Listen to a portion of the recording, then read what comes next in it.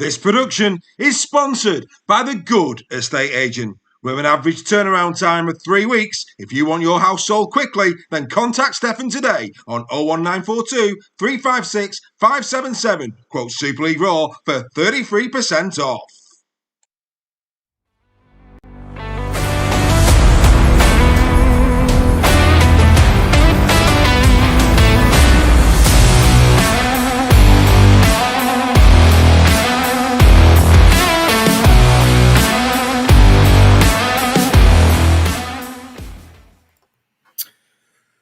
So, good evening. It must be semi-final time because Reggie's with us, Stef's with us. We've even got Volstad coming on and joining us in a bit. Of course, St Helens supporter.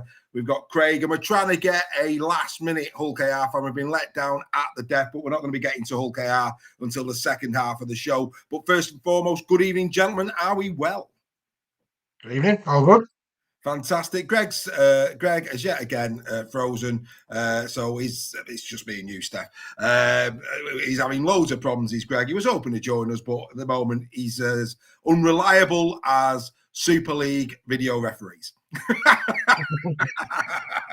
Oh dear me. A slightly different show tonight. It's a different look of it as well. The captain's run, of course, people who watch us every week, you're used to a certain format. A little bit of a different one tonight. It's going to look and feel a little bit different, but I'll guide you every step of the way. We hope that you're going to enjoy it. I will add him again, but it's his last chance saloon for Reggie. It really, really is. Greg, it's your last chance. I know, mate. Last chance, mate. If it goes again, mate, you'll just have to watch with everybody else. But right, don't you worry about that. Okay, let's get Craig in. Of course, Craig Forth, our resident Wigan fan. Good evening to you, Craig. Good evening, mate. Just to let you know, I've just spoken to him at the KR fan. He says he's literally about 5 minutes and he'll be able to click in. Just drop him a message. We're going to tell him to wait in the background. We'll be with him about 8:30, right, maybe just after, depending on how this Leigh and Wigan debate goes. I've got plenty of joy there. I think Greg's frozen again. Yeah, he has. That's it. He's gone. Reggie's got to sort himself out. That ain't good enough. Right, okie dokie. Right, boys, let's get into it. I mean, look, I don't really want to talk off field, and I hope you are comfortable with that. I'd rather us focus on what hopefully is going to be fantastic on the field. Are you both comfortable to just allow the shenanigans to go elsewhere? Yeah, 100%. Fabulous. Because of course we at Super League Raw, we like to celebrate what goes on the field, and I think we're in for what will be a phenomenal night of entertainment at the Brick Community Stadium in 24 hours' time. That's right, the final charge for the final starts in 24 hours' time. Right, let's get straight into it then. This is how the season looks, boys. Let's just remind you how it's unfolded. Round one, an incredible game, 1-0. Doesn't happen often. Phenomenal performance from the Leigh Leopards, that one, 1-0. And then, of course, in round 11, Wigan struck back 36-28. Competitive game, has to be said. Very competitive indeed. And then, of course, in round 17, Leigh 18, Wigan 8 at the LSV. That means, Mr. Sale, you are 2-1 up going into this big game. Yeah, we are, and it's been a long time since we could say that. You know, it's going back 40 odd years that Leigh have done the double over Wigan, but that counts for nothing now.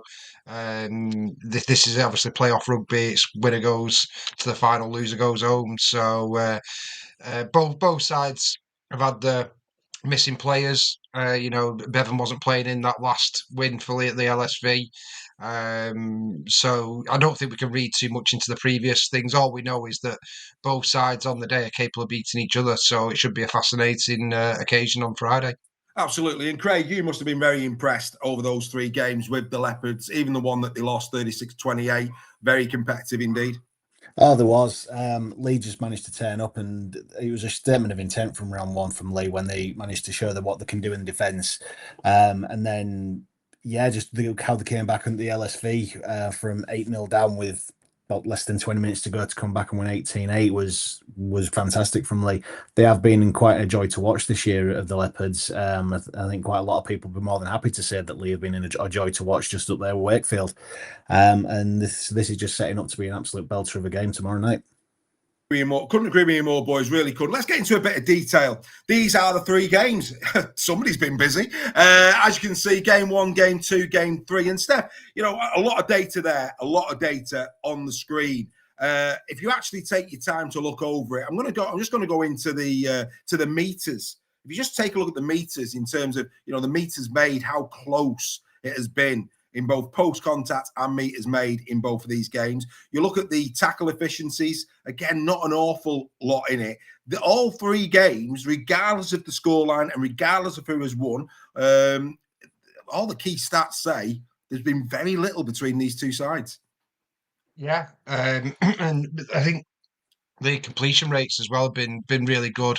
Low error counts. Whether that'll be the case tomorrow night, because obviously we're expecting a storm and wet weather, so that may be a big factor in terms of the game tomorrow. Who makes the least errors, and also who's the best disciplined, I think, could be another big factor in this one, because we know that territory is massive in rugby league, and if either side gives another an opportunity that they shouldn't have therefore had, that could end up with the game. So yeah, I think the stats are so close between the 2 teams, which is, I think, more phenomenal from a Leigh point of view than a Wigan one. Wigan are consistently good, we know that. But Leigh have really upped the game this year, and hopefully it'll be a bit more competitive than the blowout last year. The good news for Leigh is they're pretty much full strength, whereas last season they went in with lots of injuries and missing key players. So that should help as well. I think all anybody wants, especially a neutral, is a close game. And if we've got the drama of the Leeds Saints game, then I don't know if my heart could take it or Craig's heart could take it. But what drama that would be. Yeah, I mean, Craig, what are you taking out from those stats over the 3 games?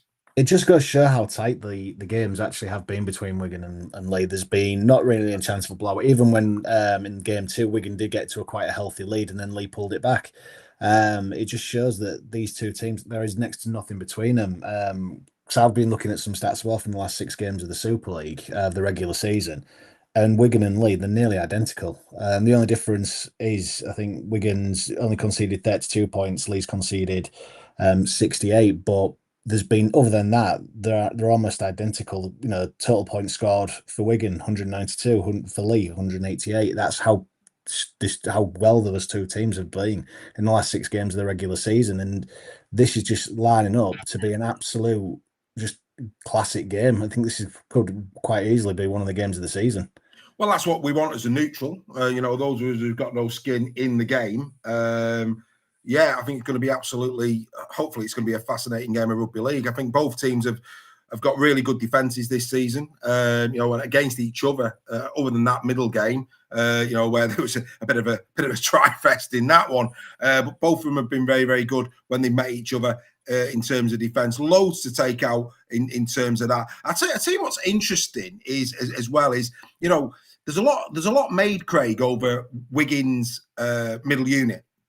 But if you look at the tackle busts, game 1, Leigh 47-33, game 2 neck and neck virtually, give or take 1, and the same in game 3, give and take again. So as much as people look at your pack, and fear it because it has got incredible depth, Leigh have really stood up well to it in terms of punching through the line. Exactly, and we can't look. Obviously, there's Edwin Ipape. He just punches through. We saw against Wakefield. He was just punching through lines. They were going like a knife through hot butter. He was absolutely destroying. And Leigh have got that potent and solid attack. Owen Trout is a fantastic player, and it's going to be great to see him, especially now Wigan. They've named bar Tom Forber. They've named their 1 to 24. Wigan, this is going to be interesting to see, like Owen Trout going up against Ethan Havard, and it's going to be interesting as well, like say Ipape coming up against the likes of Paddy Mago. This is just going to be absolutely fantastic to watch. And I like I said, the 2 forward lines, they're so strong, they're so powerful, and this is just going to be it's almost like this is like King Kong versus Godzilla. They're just lining everything up for an absolute I'm nervous and excited about this in equal measure. Oh, I expect you both are, and it's marvellous to see as well. This game, not only does it mean a lot in terms of getting to the grand final, but Battle of the Borough, it's just perfect. And the fact that Leigh this year are 2-1 up, the neutrals are going in with real optimism that this is going to be a game. I think last year, Steph, I think most people felt it was a step too far for Leigh, that Wigan were going to be, going to the grand final. But this year, I don't think people can be that certain, can they? I mean, this is a real opportunity for your boys. I mean, last year, I don't think Leigh fans were confident. Losing Josh Charnley, our most potent winger, scored, one up by the top try scorer, weren't he, last year, or up there. Kai O'Donnell, Frankie Holton, it ripped the heart out of Leigh, and it was probably a game too far. The difference this year is Leigh seemed to be pretty much full strength bar David Armstrong, so he's out for the season. So same with Wigan as well, which bodes well for the neutral, doesn't it? There's no excuses anymore.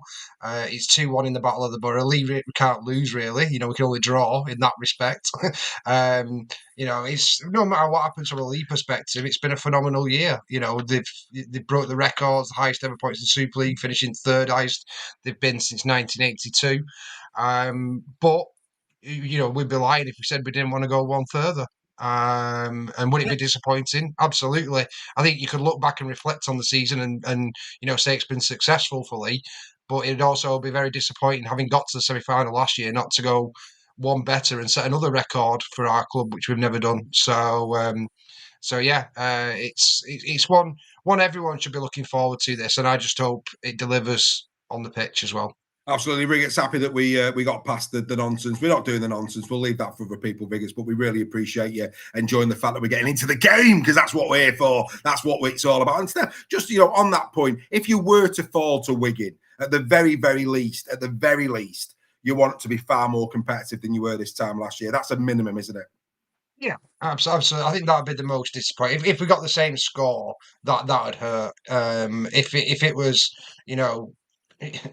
hopefully not a golden point or what happened with Saints Leeds, but if we did lose, but it was say like the second game at the Brick this year, where Leigh came back into the game and it was close. I could kind of live with that. Like I say, I'd be lying if it said it wouldn't be disappointing, because I do think we have got a real chance in this game.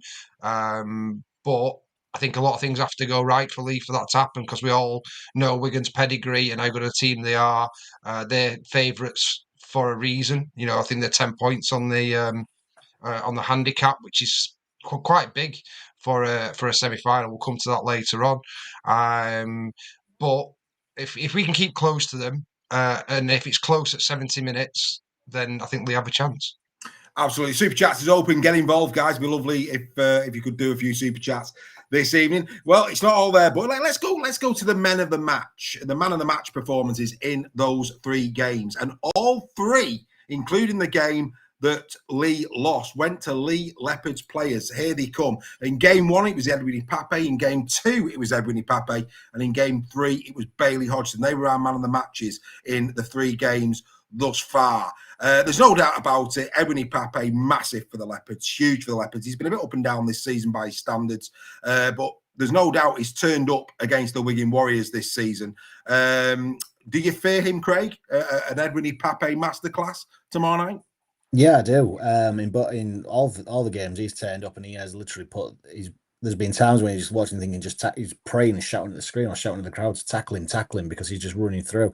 He has been absolutely fantastic in those games. Now, obviously, we're into this stage of the season. I won't be surprised if I think it probably will go on to the winning team, but again, because it shows how close these games were for man of the match performances. Even the game that Leigh lost, it was Edwin Pape, because he was just brilliant. 3 tackle busts, hitting hard in the tackles, 2 try assists. It was phenomenal. Obviously now we're going to have a Wigan that's determined to go through that. So obviously there will be no looking at the Sims to deal with Edwin Pape. And obviously last week he was a standout performance from Edwin Pape again there, and they'll be looking to try and deal with him. The only thing obviously for Edwin that lets him down is his missed tackles, but I think some of that is just because he hits so hard and he bounces off. That counts as a missed tackle, which I think is a bit unfair on Pape. But everybody's judged the same way, aren't they? And I think, at least that's a consistent start. I get your point. I think, it's like some tackle bust as well. But, hey, they're all consistent and everybody's got a chance. Mark Wobblegob is with us. Mark Hill, there he is. He's still filthy.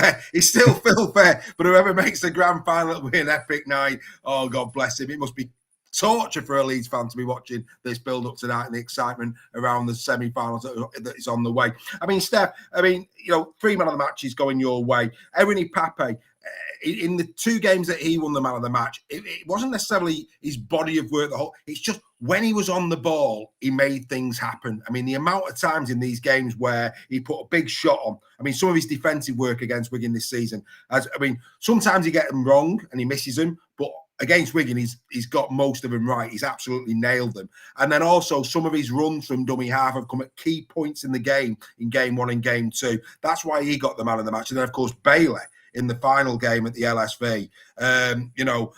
On that particular night, very assured under the high ball. They peppered him all night, only made 1 error, and his running game was incredible.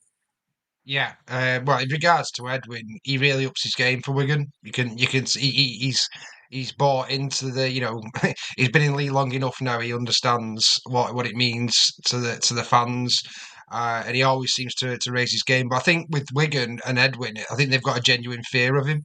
If he's in the vicinity, like I think Field, he nailed in 1 game if I remember rightly, and if they look up at him and see him coming, it spooks them. And then obviously from the attacking point of view, he's always looking for a lazy retreater. So again, if there's someone late getting back to the line, from a Wigan perspective, Edwin goes at him, and that gets you on the front foot. When you're a bit like Danny Walker at Warrington does exactly the same thing.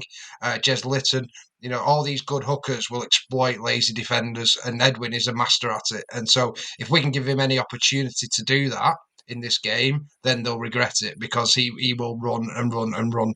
And also this year, we've seen him move into the 13 position. Bringing Dwyer on now, Dwyer's been great since he's came back from his sabbatical at Salford. So they've got 2 problems with Edwin now, not just at 9 but at 13 as well, which again makes more for them to worry about. Matty Pete will definitely be focusing on that aspect of Lee's play over the last few weeks. In regards to Bailey, we all know he's had a few issues under the high ball on a couple of games. However, what he's done in terms of his carries really gets Leigh good field position off kicks. He's a workhorse. His meters are phenomenal, and he's got a step. Every Leigh fan jokes he's always this close from a clean break. He always seems to just get an ankle tap or whatever. I think my prediction in this game is he's going to make a clean break.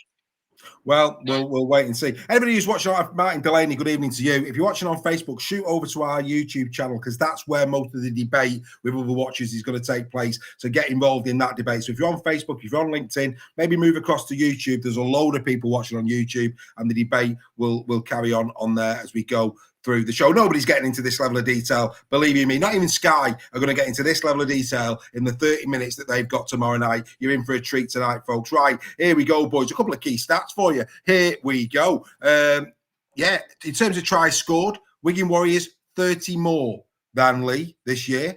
However, Leigh have had 34 more tackle busts than the Wigan Warriors. Wigan Warriors have had 7 more clean breaks than Leigh. Dummy runs, look at that, 82 more dummy runs from the Leigh Leopards. That is a key area in this game. In terms of errors, though, look at some of this here, Craig. Wigan have made 35 more errors, 4 more penalties, 6 more yellow cards this season, but they have got a 10% better conversion, goal-kicking conversion. So, Craig, I'll bring you in. Some positives in terms of the try scored and the clean breaks, but errors, penalties and yellow cards, very un-Wigan-like. Some key areas of advantage there for the Leopards. It really is. I remember a few times when we've been talking on Final Whistle, a few times I've mentioned Wigan's discipline's not been great and we need to work on it. And that was a recurring theme for quite a lot of the season with our discipline. It was very, very poor. I know obviously we've got Tyler Dupree. He's a bit of a king of the yellow cards. I think he's had 3 this season. Liam Farrell's had 2, which isn't helpful. And they've been in big games as well. Certainly Liam Farrell's have been. So one thing we need to sort out is our discipline. However, in the last few weeks, that has improved a little bit in line with Wigan's defence. It's the tackle bus again that's looking there for Ipape is one of them for that, and the dummy runs that we really need to be careful of. But again, we've shown with the clean breaks, we've got the likes of Bevan French, we've got Jai Field, we've got Liam Marshall, we've got the pace to do that in our back line. So it is going to be quite It's gonna be a tough one. But it's as long as we keep our discipline sorted out, we should be able to keep up with Leigh in that sense. Stef, from your perspective, that slide, a lot of optimism there. Well, it's exactly what I talked about earlier, and like we always say, I don't know what you're going to put on here. But in terms of discipline, penalties, errors, this is going to have a massive impact on the game. And I'm not saying for any minute that they'll reflect what's on screen here, because that's not the case with every game. You can go against your stats and everything, but I think in terms of the errors, am I right? I think I'm right in saying Leigh have made the least errors in Super League. I think I've seen that stat before. But also the yellow cards one. Leigh have got one yellow card all season. So again, I probably jinxed it, and we'll probably get a red now in this one. But discipline, errors, penalties, field position, territory. We've seen the stats how close they are between these two.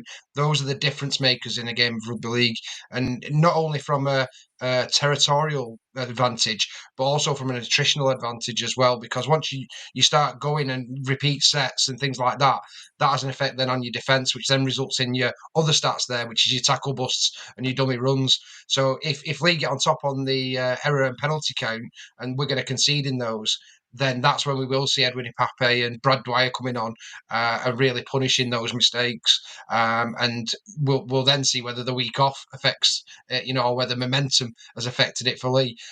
So lots of interesting things, but one-off games, it doesn't matter. You can fix all those things, and that's what Matty Pete will be focused on. And he'll be fully aware of these stats as well, as will Adrian Lamb.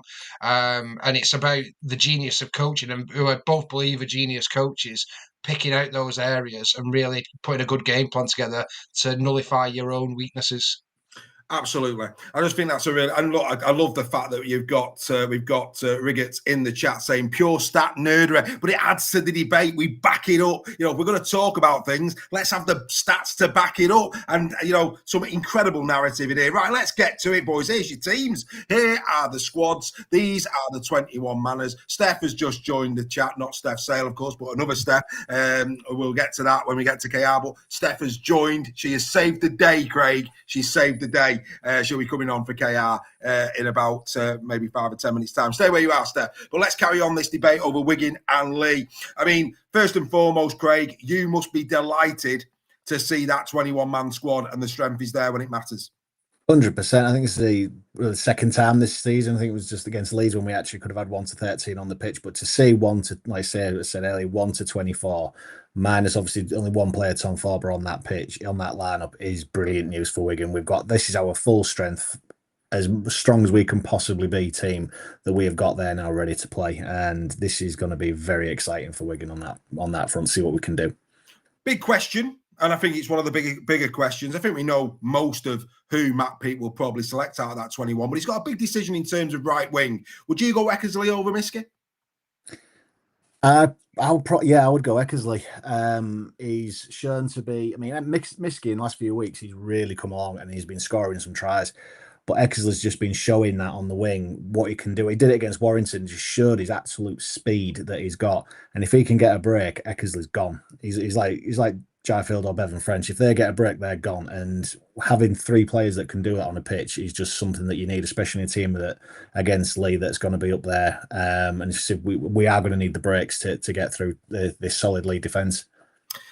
It's going to be a great 20. It's going to be a great 17. There's no doubt about that. Leigh have got their hands full and they know it. Over to you, Steph. I mean, in terms of your team, I think probably one of the interesting ones for you is probably Ethan O'Neill. And the reason I say that is Ethan O'Neill against Wigan this year has had Junior Nsemba's number. He really has. That, for me, is a big decision that Adrian Lamb has got. Would you put Ethan O'Neill in on the game tomorrow night? Yeah, I would.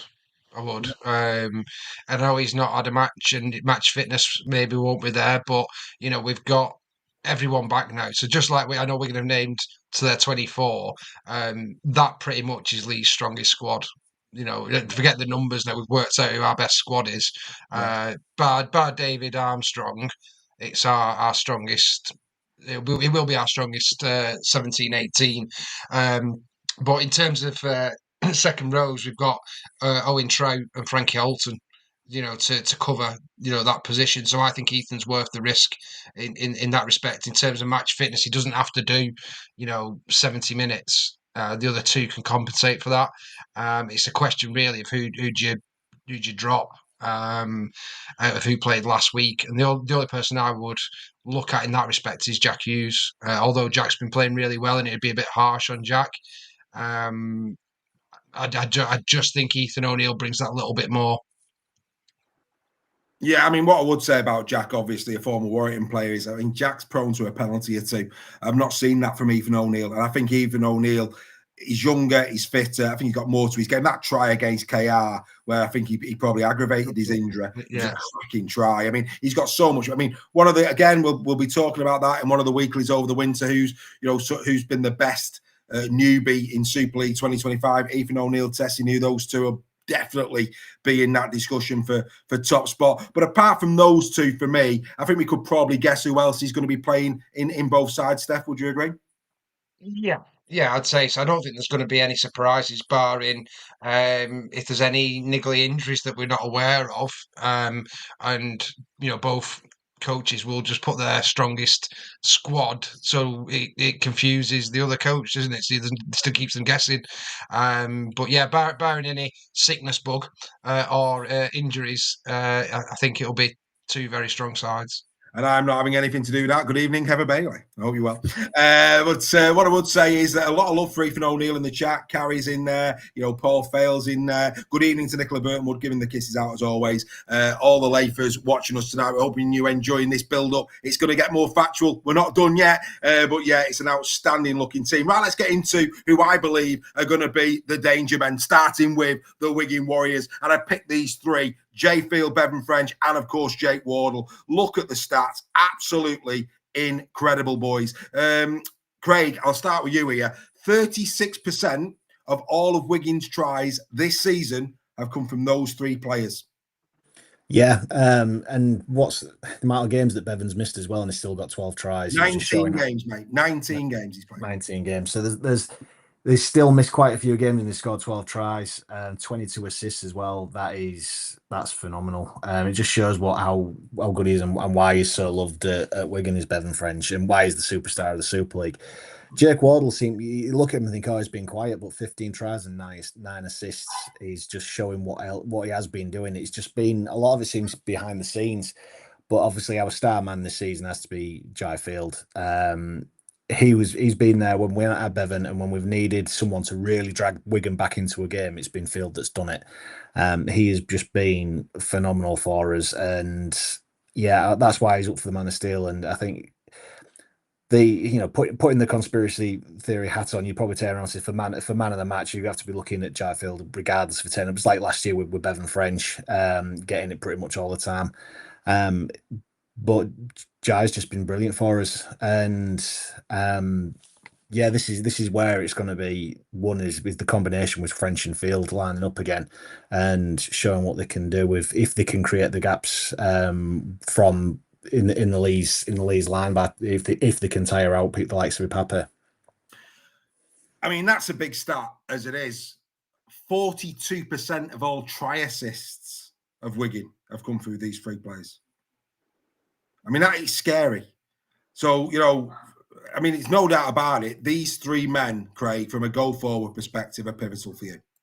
100%. And I can understand why people say, oh, French is missing, you're a one-man team. But then you, like, say, 22 try assists, 77 tackle busts, the clean breaks, the offloads. It's what he does that can just inspire and build a team. And it's not surprising when we are missing one of these three, Wigan do look a different team because of what these guys bring to it. And they're just so pivotal. And this is why it's one of these where we sometimes complain about Wigan's recruitment, but then we also look in some respects and go, well, who do you replace? And when you've got players like, even with the likes of Bevan French, we've got Faramond in the background, and we've just got this this working combination that works between these players so well. I mean, it'd be interesting to see Harry Smith's as well, what his stats have been. And he's been, I would say he's probably been quiet this year in some respects, but again, he's also been so pivotal, and it works so well. But again, it's we look sometimes like when Winnie came back, when Bevan came back against Wakefield, it was the Bevan Friend show. He was only on the pitch for about 60 minutes, because of just what he can do. And against St Helens, it was Jai Field. These are just three outstanding players for Wigan, and I'm so glad that they're on the Wigan Warriors team, and we don't have to play against them. I mean, look, Steph, 36% of the tries, 42% of the assists, and of course all the other stats that are there as well. There's no doubt about it. From a Leigh perspective, you've got to go out and play your own game, but equally you've got to try and nullify these three, haven't you? Yeah. And if Leigh keep these quiet, they'll win the game. It's as simple as that, in my view. Doing that's a different story, obviously. But no, they're all phenomenal players. All three would start in any Super League side. Most would probably get into an NRL side as well, and as a starting position. Um, so yeah, it's phenomenal talent that we're going to have got, and they've had this for a long time. It's consistent, isn't it? You know, they've all been at the club for a while now, and all phenomenal players in their own rights. All have their own attributes as well. So yeah, Leigh will be 100% looking to target and keep. If you can keep two of them quiet, I think they've got a chance of winning. But three of them is going to be a tough ask.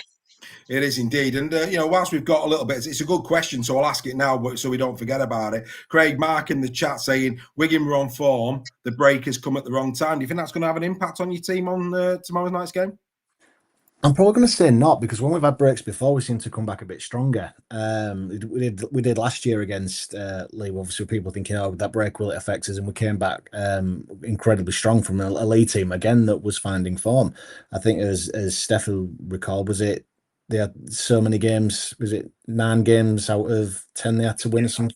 They're missing a lot of key players, though, man. That was the big Yeah, difference in the game. but when they came back up to that, there was still had that They were on momentum. good form, yeah, but I think they'd run out of gas in terms of injuries and momentum or whatever. But I think I think it'll be different this time round.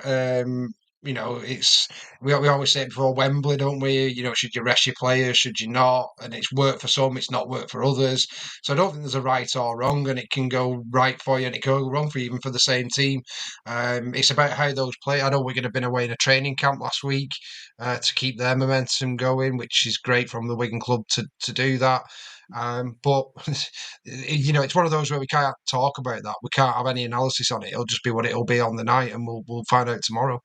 We'll find out tomorrow. And Regan Andrews, nobody's arguing with you where Bevan French is concerned, my friend. Nobody. Right, the Leopards, danger men. And I picked these three. Obviously, Edwin Ipape, he's won 2 man of the match performances against Wigan. And I think Edwin has looked like he's starting to get something back. I think he's still probably carrying a niggle, but he seems to be improving. Yamila Hanley has been, and this is from a go-forward perspective. I think Yamila, he's had some key games this year where he's looked different class going forward. He's improved throughout the season in terms of his go forward. And of course, Lachlan Lamb. I mean, it had to be Lachlan Lamb. I mean, everything's going to go through Lamb. Lamb is pivotal to Leigh's success tomorrow night if they're going to have it.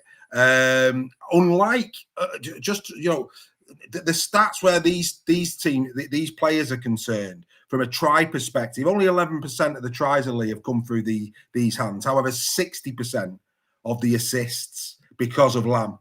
He's a big factor in that, Steph. But 60% of Leigh's assists have come through these players. But would you agree these three on the night are perhaps? I mean, Bailey would probably have a view on it as well. I've kept away from wingers because they finish. Most of them just finish. I think these three for you and the 3 I've selected for Wigan, they're critical. Yeah, they are. They are critical. I think for Wigan, it's a bit more simple because obviously Amila feeds from Lachlan. So if you shut down Lachlan, you're going to shut down Amila in that respect. But the main one is Edwin Ipape in terms of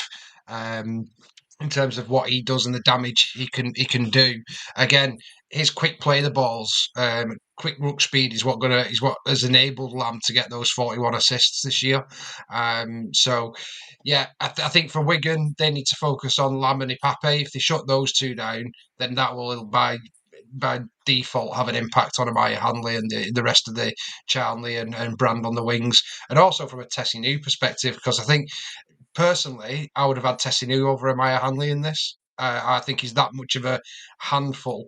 And I think if you ask Wigan who they're really worried about, I think they'd say Lachlan Lamb. I think they'd say Pape, but I think they'd also say Tessinu.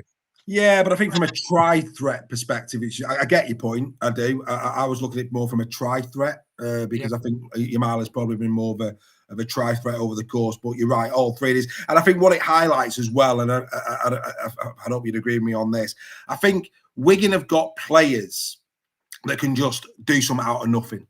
Whereas I think ruck control and ruck speed are vital for Leigh. I think it's not that, is it? It's important to Wigan, of course it is. Ruck speed and ruck control is important for any team. But Wigan have got individual players that can create space, that can do a bit of magic that perhaps Leigh haven't got in as much depth of Wigan now. So I think ruck speed tomorrow, Steph, for you, Ebony Pape, what he does in terms of in and around the ruck defensively and in attack, to give Lamb that bit of space for him to do his magic. I mean, don't get me wrong, Lamb's done a bit off the cuff himself this year, but like to say, the likes of Field, French, etc., they can probably do it a bit more. What's your thoughts on that? Yeah, I mean, Wigan are the masters at controlling the ruck, and they are on the borderline. How they do it, I do not know, because they are on the borderline of a penalty every single play, and but the masters at it. They perfected the technique, and I think you see sides like KR, who have looked at Wigan obviously, and are trying to emulate the same tackling technique and ruck. Not interference, the legally way of doing it, and that kills teams like Leigh. So I mean, if you looked at the ruck speed against Wakefield, and fair play to the ref as well, because he was on it with them, and he Leigh dominated because of the ruck speed, and we were allowed to play quickly. If Wigan shut that down and slow it down in the right way, which like I said, the masters are, that will have a huge impact on this game, and they will definitely be doing that. So anybody watching the game tomorrow, watch out for that. See how long that the rookie's slowed down for, and then you'll know we're going to dominate in that area, and that will really impact on Leigh. Fantastic stuff. Right, let's carry on because I'm not finished there. Leopards men to watch. We'll do the Wiggins one after this. We'll just stay on the Leopards for now. Hodgson, there's your Tessie new, and Gareth O'Brien. As Steph says, he never knows what I'm doing. But there's the three. Now, Bailey Hodgson, of course, we know he's going to be. In fact, we'll do these one at a time, I think, Steph. Bailey Hodgson, one to watch because what he brings to you going forward, immense. You can see there 27 errors, and that's the thing. That is the thing with Bailey. He's going to be tested tomorrow defensively. He's got to stand up for that. But what he brings going forward, that in a season of a breakout season, those statistics, with the exception of he should have scored more tries, and maybe he's saving them for when it really matters. And Leopards fans will be hoping that's the case tomorrow night. But Bailey Hodgson, great going forward. You won't want to see that error count go up too much from 27, will you? Oh, but to be fair to Bailey, in the last couple of games, he's been exceptional. And he'll take confidence from that. Against Wigan last time, he was exceptional. So what we need from Bailey is just to continue running hard, making those meters and putting us on good starting positions, because that helps so much. And it's going to be difficult because we know if Smith's playing, which I'm sure he will be, his kicking will be massive in terms of pinning Leigh back. If he can gain 5-10 meters more than we would have normally had, that will be huge in terms of that territorial battle. But I've got a funny feeling we're going to see a clean break from him. I said it earlier. I think it's going to happen. He's just going to go, and I'd love to see Bailey in full flight because he'll be right up there with speed with Jai Field and players like that when he gets on an open field. Yeah, absolutely. And then of course Tessie knew. I mean, look, what he brings. I don't think there's another player like him on the field in terms of what he brings. He's very unique. And you've said Conrad Hull in his prime. Tessie's very young by comparison. Where will this lad get to in his career? But his ability to break a line, the ability to do some of the tough stuff to take the pressure off the forwards, and his meters this season have been absolutely unbelievable. As Heather Bailey says, come on the Leopards. I wonder who Heather sports. Anyway, only joking. But yeah, I mean, Tessie, there's no doubt. I mean, like I say, the previous graphic, I was talking about a genuine try threat. There's no doubt about it. Wigan are looking at Tessie new and going, we've got to handle him because he's incredibly dangerous, isn't he? can score a try. His tries haven't been, there with the likes of Wardle, but he's a completely different centre. What he does do is he causes destruction and devastation in his path. He makes players not want to tackle him. They'll think twice about it. And then again, it's about getting Leigh on the front foot. And doing the hard carries as well. When you're 20 metre on your own 20 metre line, stopping you getting pushed back into your own try line in goal, things like that is what Tessie does. So he's a unit of a bloke, and he can run, and he can make a break as well. And that's where I think if he can make breaks and Bailey's on his shoulder, then like it would be good night with Field, it would be good night with Hodgson. And then, of course, Gareth O'Brien, I had to put him in there because of his kicking. I mean, there's no doubt about it. Gareth O'Brien, he is, he's more of a game manager. And don't get me wrong, Lachlan Lamb has improved that part. But, Gaz will be a big part of that. But it's that conversion rate, Steph, that's 71. Of course, brilliant last week. Let's hope that gets bottled up for the Leigh Leopards because he was flawless last week. But 71% over the course of the season. We'll see in a moment. Adam Kieran got about 8 percentage points on him. That in playoff rugby league is essential, and that's why if Gareth O'Brien can get that up to 80+%, that is going to be a big plus for the Leigh Leopards tomorrow night. I mean, I'd love to see the stats on where Gaz is taking kicks from, but Leigh do score a lot of tries in the corner. Whether that has an effect, I don't know. It's just an observation based on what my reality is of it. Even so, it's a factor.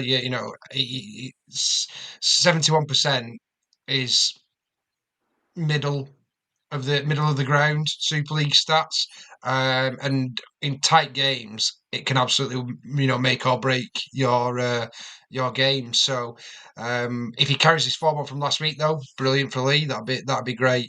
But I think Gaz has been an unsung hero for Leigh, completely gone under the radar. I don't think anybody would mention Gaz O'Brien if from a rival team in terms of someone they were worried about. We know how important it is. The games that he missed with his HIAs, which he always seems to get lots of in a season, we missed him a lot. Ben McNamara deputised admirably, but we definitely missed something in our attack when Gaz wasn't on the field. And I expect him to have a really big game and a really big impact on the game tomorrow. Well, absolutely. No doubt about it. Craig, I mean, obviously you've seen the 3 danger men that have put on. Now I've put on the men to watch. Your final comments on your opponents? Yeah, just saying what Stef's saying about Gaz O'Brien is not someone you instantly think of, and that's probably the danger man that the silent assassin almost that you just don't think about, but that's the one that comes back and bites you. With the kicking, conversion 71%, and if that is a lot in the corner, if it is going to be stormy weather tomorrow night, then that's going to have some impact on that. But when you're kicking most of them from the corner, that is actually really impressive. Bailey Hodgson, he's a bit like Amaya Hanley. He's grown into this as the season's gone on and just got better and better as it's come to this point now. And this is why there's that many danger men in Leigh. And testing he's just his dream team for I should have been dream team because he's fantastic. He's been absolutely brilliant all this season, and he's been able to move about in positions as well. He's played centre, he's played second row, and these are 3 players, and it goes back to say Lachlan Lamb, what Stef was saying. Wigan need to keep him quiet. To do that, and we need to put pressure on him to have an effect on the likes of Newt and Hanley and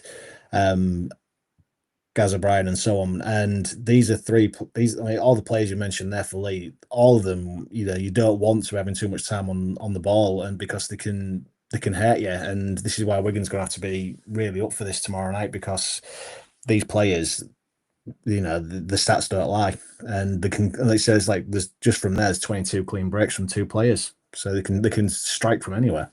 Couldn't agree with you more. They're like Shakira's hips; they don't lie. Anyway, let's get into Warriors men to watch before we finish off. Yes, you Robins fans out there, you Saints fans, we're going to that game next. We're almost done in terms of game number 1, but these are the Warriors men to watch. Adam Kieran, for the same reason that I said about Gareth O'Brien. Kieran, for 2 reasons. I want to discuss this with you, Craig. The first, clearly, is goal kicking. I said 8 percentage points. It's more than that. It's 13 percentage points that he's up on Gaz O'Brien. So that's a massive factor in terms of his goal kicking. But also, we have seen from Adam Kieran ill discipline. He's only had 1 yellow card this year, but there's times in big games where I've seen him go off. I mean, who can forget when Wigan faced the Catalan Dragons? We all know what happened with Adam Kieran that night. You need Adam Kieran to be on the straight and narrow, mate. Oh, we do, 100%. I mean, his yellow card was against Leigh in round one. And it was for a penalty. Didn't even have to do anything with it. Just literally had to stand there, and then it gave I can't remember which Leigh player it was now, but the Leigh player either had to submit to a tackle or just stand up and then get pushed into his in goal area. He didn't need to flop on him for the yellow card. So his discipline has been one that we've had to take a bit of concern over, because he has had a bit of a hot head at times. But at the same time, when you look at on the flip side for his positive side, 7 tries, 11 assists, which is brilliant onto that. But it is his kicking. When you see a conversion coming up and you see Adam Kieran going for a kick, you feel very confident that he's gonna get it. And it's in these big games. It's those 2-pointers. It's those 2 penalties. It's them 2-point penalties. It's them conversions that will win you the game, especially because. Let's look at the grand final last year. 1 try and 3 kicks. I think it was that was the difference. Or 2 kicks and a drop goal. That was the difference. And that's how you win these big games. And you need a player like Kieran to be cool head and just focus on his own game. Absolutely. And of course, then Harry Smith, we all would say on his day, is there a better 7 in the comp in terms of game management. He is going to be pivotal for, there's no question about that. I think he's been unfairly criticised this season in some quarters. But games like this are made for Harry Smith. In the big games, he tends to deliver, doesn't he? He does. I'm a massive fan of Harry Smith. Absolutely massive fan of him. We nickname him the General because he just controls the game for Wigan. There's so many times he gets people say, "Oh, he's just kicking into that 10-by-10 box." Yeah, and that's how Wigan are so strong in getting the defence and making it difficult, because he can do that, and he does it with almost pinpoint accuracy most of the time. He's also deputised as well. He's got a good boot on him. His kick is, when Kieran's obviously had his knee injury, Harry Smith's been the one that stood up and he's kicked plenty of conversions. Well, some from the touchline. Again, you don't feel as confident when Harry Smith goes and takes his conversions, but he's still got that boot on him to go there and do it. Yeah. He is just someone, for when he's on his kicking game, he's, like I say, he's one of the best, if not arguably the best 7 in the comp at the minute. And then finally, mate, Junior Nsemba. I mean, look, we did a big piece on Junior in terms of our team of the year. He hasn't had a bad season, but by his standards of last season, he's been slightly off. I also said when we were talking Ethan O'Neill has had Junior's number in a couple of these games. He really has. He stood up really well against him. But that said, we know that Junior on his day is a massive handful. Do you think he's going to come off the bench, or do you think he's going to start? And do you agree with me that if Junior is on song, it could be he that could win this game for the Wigan Warriors? Quite possibly. I think, to be honest, he's been better when he's been coming off the bench. He's become another impact player, and he's shown. I think it's that coming off the bench has shown him to give him more desire and more focus. He's been running harder. He's been tackling harder. He's been putting more. We sort of watched against Leeds. He was phenomenal when he came on. But I think it's because he's not having to do the full 80 minutes now. Because we've got Sam Walters and we're alternating a bit between Junior and Sam. When you actually look at all the stats, I remember watching weekly and I was thinking to myself a little bit that I felt a bit sorry that he didn't manage to make the dream team, but he does. Again, he seemed quiet by his standards, but when you actually look at what he's done, you're right, he's been fantastic, and he is definitely is a definite player to watch. And when he's on his game and he's running hard and he's tackling hard, then we've got a solid defensive line there, and he is just someone that can. And again, his size of him as well, he attracts attention and he can attract players. So if he can get an offload off there, say 23 times done it this season. If he's got an offload onto him to someone like Eckersley, to someone like Field, to someone like Bevan French, they're through. And we're making a lot more ground, and it's because Junior is just such an impact player. Yeah, absolutely, Stef. I mean, look. It was dead easy to pick Jay Field, Jake Wardle and Bevan French, but these 3 have got a massive say for the Wigan Warriors tomorrow night. Junior Nsemba, have you preferred him off the bench, mate? I have, yeah. I think in terms of his season, it's been better when he has come off the bench this year. I feel. I don't think he was anywhere near dream team at second row. If I'm being honest, if he would have last season, he was number 1. And I think he's like Dave said, he's not had a bad season by any means. He's had a very good season, but by his own standards, he can go up a level. And I'm sure he's working on that. And I'm sure Matty Peake's working on that with him. This could be the perfect game for him to hit the form of last year. Would I be surprised if he did? Absolutely not. And also with he has got the ability under the high ball as well. That's a threat what Leigh needs to address when he's on the field. Because if Smith kicks to him, he can outjump anybody. So that's another side to his play what's not been mentioned yet. But we saw it in a few games this year where he's caught it high and done a great offload down, and we're going to have scored off it. So that will be a threat.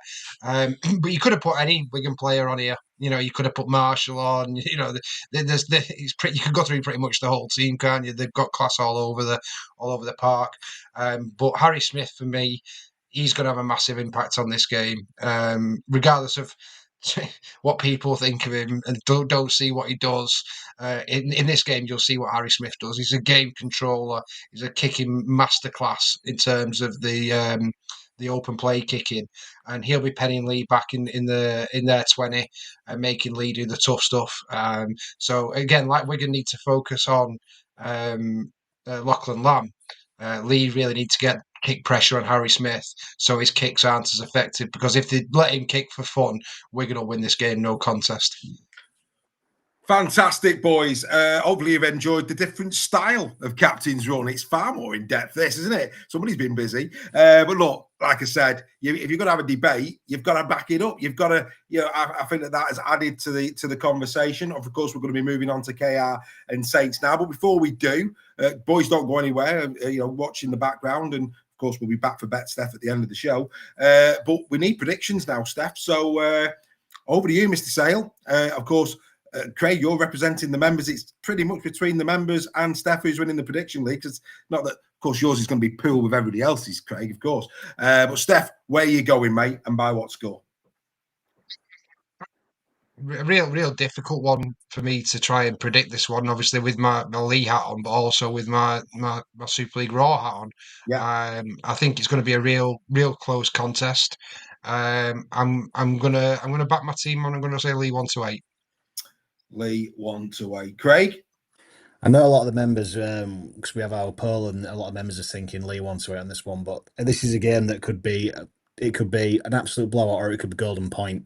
But for me, I am going to back my boys, and I think if our defence is on form, I think we could win this potentially 9-17.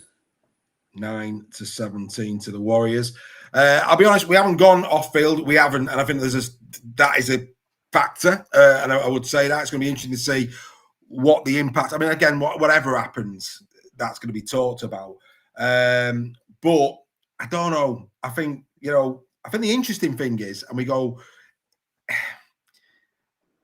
I think Leigh 2-1 up this season, and you know what? Sometimes things just happen, and I think it's their next progressive stage.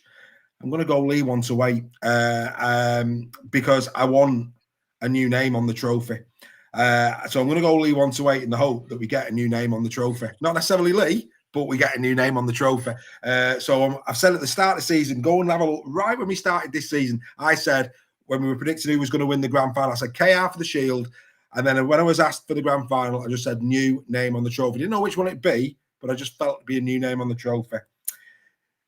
By Wigan losing, it makes me chances of that being a reality even more. So I'm going to go Leigh 1-8 for my mucker down there at the bottom. He needs a bit of love. God bless him. Right, boys, you stay. Enjoyed that, lads? Good chat? Enjoyed that? Yeah, really enjoyed that. That's been fantastic. You can now sit back and relax because we're going to bring in some familiar faces. We're going to bring in this man, Volstagg is with us, the St Helens fan, and our lovely Stef all the way up there in Hull KR territory. Good evening to you. Are you well? Evening. Evening indeed. I'll just put the two boys behind the wall. Good to see you. Are you ready for? You've got a good idea now where we're going. Yeah. Happy days. Happy days. Steph's not forgiving me. Are you, Steph? You're not forgiving me, are you? We won't say what's in the chat. We won't say what she said to me in the chat. But anyway, well done, Steph. You've come in at a moment's notice. Right. Same process. Let's get into game number 2. What a match this is going to be on Saturday between your two sides. Right. Let's get into the tail of the tape. Here we go. You've met them 3 times this season, and every game has gone the way of KR. 2010 in round 4 at the Totally Wicked. 2 games at Craven Park. 34-4, but the last one in round 24, only 12 points to 8. It was a much improved performance from Saints. Volstagg, on that basis, I'll start with you. It was a better. I mean, you consider that you were. I felt you were well beaten at the Totally Wicked, and I felt you were well beaten in game 2 at round 13. But that last one in round 24, you stood up to him a lot better, mate. Yeah, and I think one of the major differences was when obviously we lost Morgan Knowles because he is like a linchpin for the team. But I was made up with the way we came back into the game, and we actually competed for a change when you look at the other 2 games. So that was pleasing.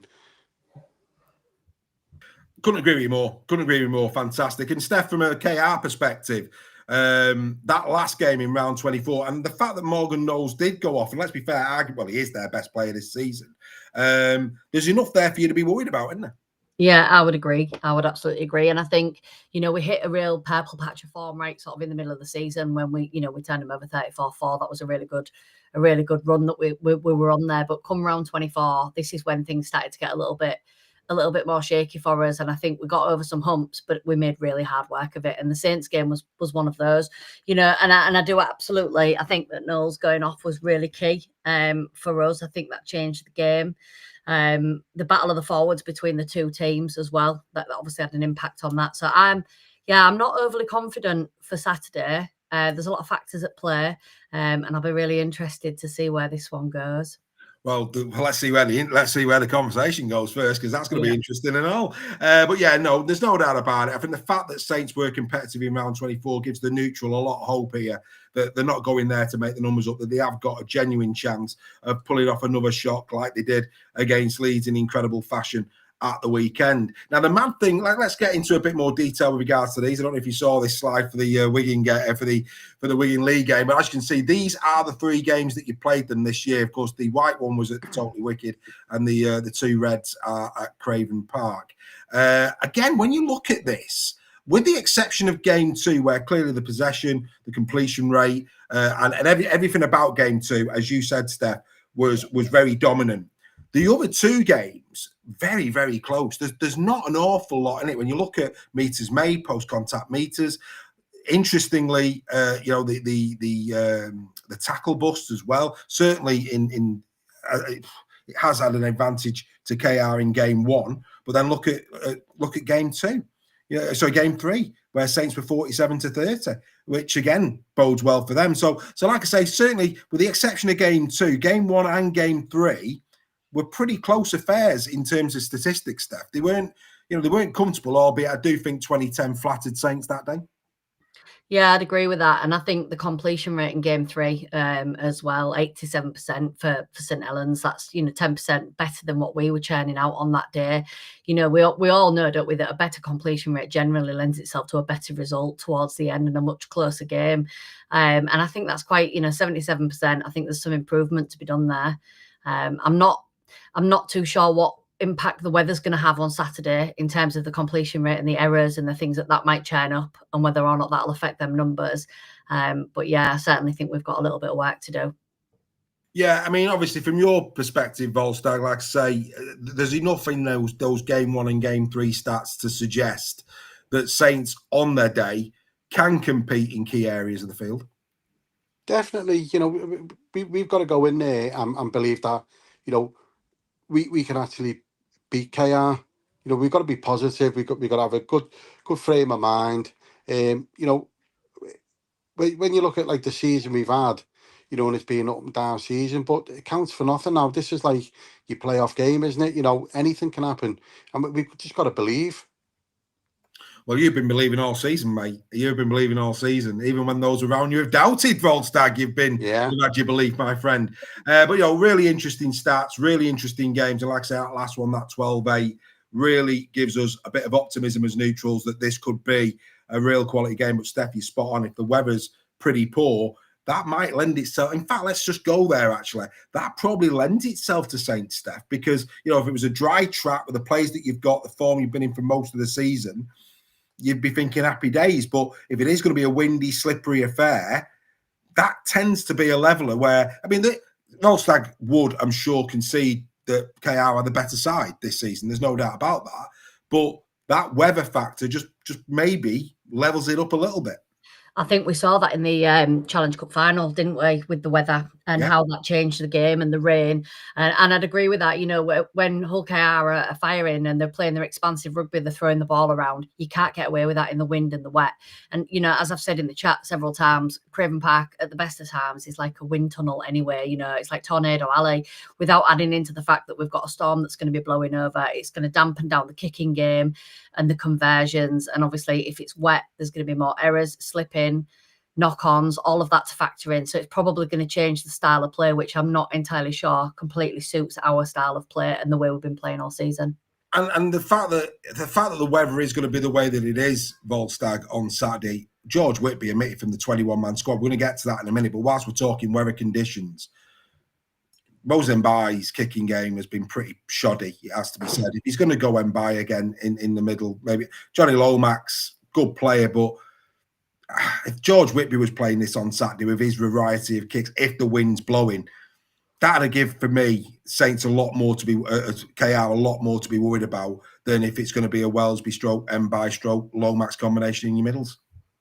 Yeah, I've said on Sunday about the way Whitby, you know, I think he's going to be as good as what like Mikey Lewis is and Harry Smith, you know, Lachlan Lamb. And, you know, this lad, if he was playing, obviously, Saturday, and with the weather, you know, it's unpredictable. And this is what could actually win you the game, you know, just by getting you just a little bit further up the field or, you know, a little mistake here or there, you know, when he's put a high booming kick in and someone makes a little bit of an error, you know, and it puts you right up there. I'm baffled, to be honest with you.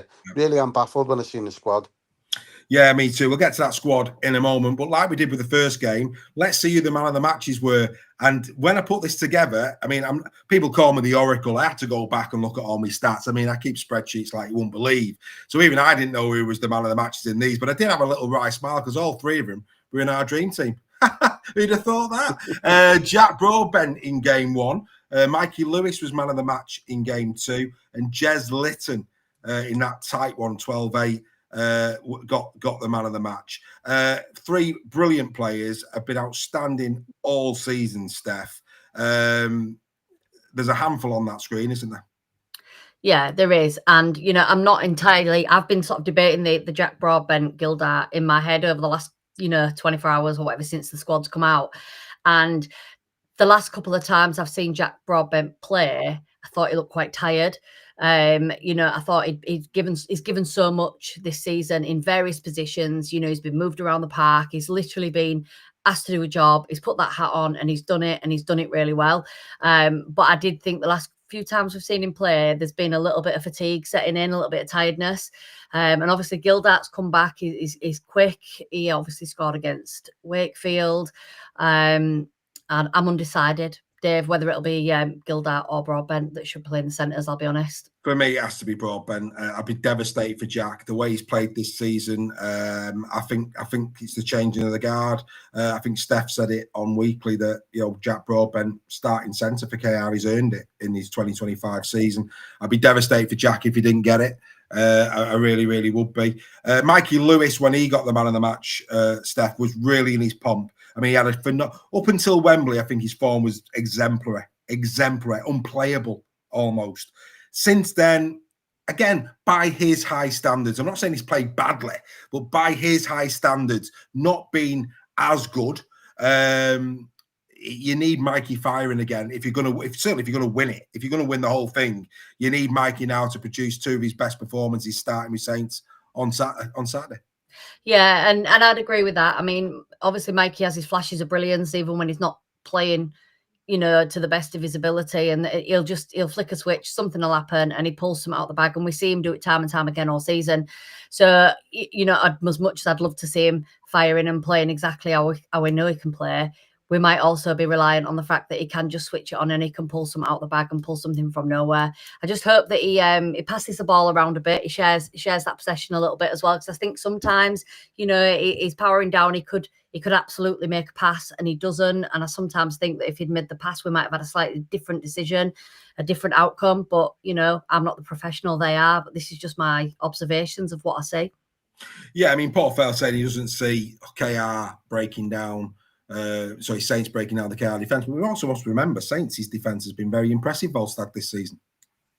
Yeah, we have done really well in the defence, and we relied on that quite a lot in the playoff with Leeds, because they had a good few chances to put us to bed, to be honest. But we stuck in there, and then we got the rewards at the end. But you worry when you've got the likes of Mikey Lewis's absolute quality, and as Stef said, he does pull something out the bag. He is like what that Saints fan said, isn't it? Magic. Magic Saints. Magic That's Saints. That's the one. The Magic Saints. Magic. He does just pull someone out of a hat, and next minute he's away. Even like a little run and he's away. Next minute he's over the try line, and then you've got Jez Litton as well, and it's he's been absolutely brilliant all season. He's just it's no surprise he was in the dream team. And when you're watching him, you do get excited even as a neutral to watch such quality players.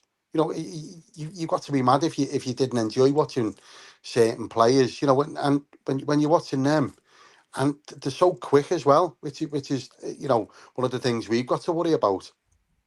I think for me, he's a long way off it. The GOAT in terms of number 9's James Roby. I'll tell you what, there's a lot of James Roby in Jez Litton. Roby had it all as a 9, had it all, and so's Jez Litton. Would you agree with that, Volstagg?